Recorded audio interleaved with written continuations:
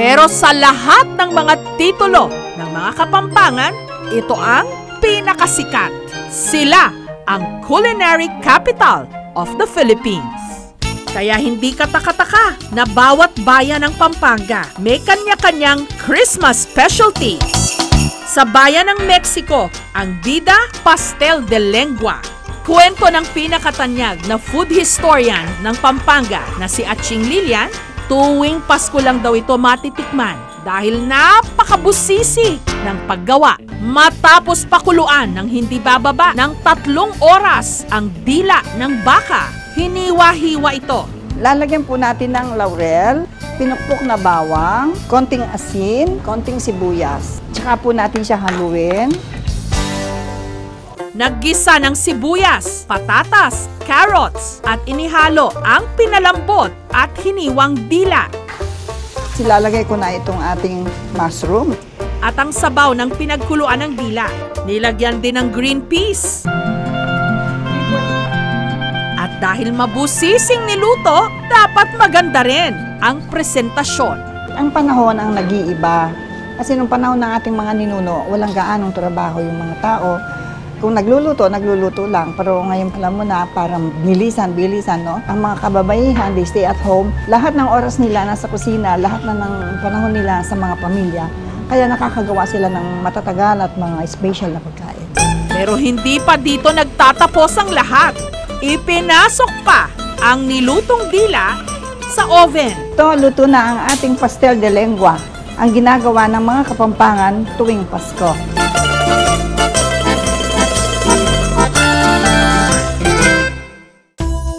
Sa bayan naman ng Minalin, abalang-abala si Nanay Lucy sa paggawa ng kanyang puto na mabentang-mabenta raw tuwing Pasko. Pero hindi ito basta-basta puto dahil ang recipe nito, tanging si Nanay Lucy na lang daw ang nakakaalam sa buong Pampanga. Ito ang bulbitsilyo. Hindi kagaya ng ibang puto, ang pangunahing sangkap nito, dinurog na bigas. Sa proseso pa lang na ito, halos aabutin na ng kalahating araw.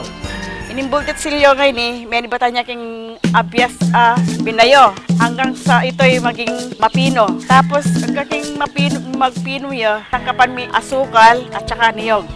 Natutunan daw ni Nanay Lucy ang recipe na ito sa kanyang biyanan na si Adela. Nung panahon daw kasi ng mga Hapon, ikinakalakal nila ang putong ito sa mga sundalong Pinoy.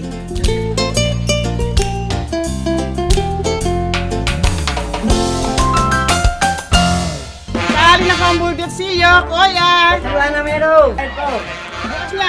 Manyaman! Matamis-tamis, sakto lang. Malambot, fresh na fresh talaga siya.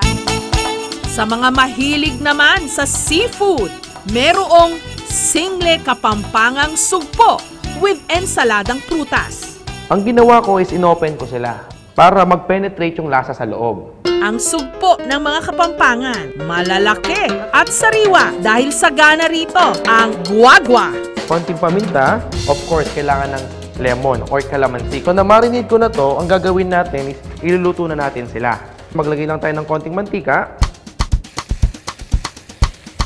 Other side, para magkasya itong mga to. Para magkaroon siya ng ibang flavor naman, ang gagawin ko is lalagyan ko siya ng garlic. So habang hinihintay natin itong maluto, gagawa na tayo ng ensaladang prutas.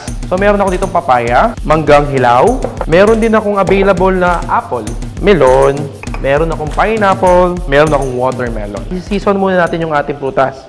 Salt, paminta, konting acid, konting oil, toss mo lang sila together.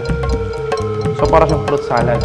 Number 1, sagana ang Kapampangan sa mga ingredients. Then, ang mga Kapampangan mahilig talagang kumain. Ang Kapampangan kasi well-known din sa fiesta. Sa culture nilang yon, doon sila nakakapag-discover ng food na gagawin nila. Espesyal dahil ang mga sangkap, sangkatutak. Number 1, kasi we use quality ingredients. So, yung ating sugpo, 15 piraso lang. Ibig sabihin, malalaki talaga sila.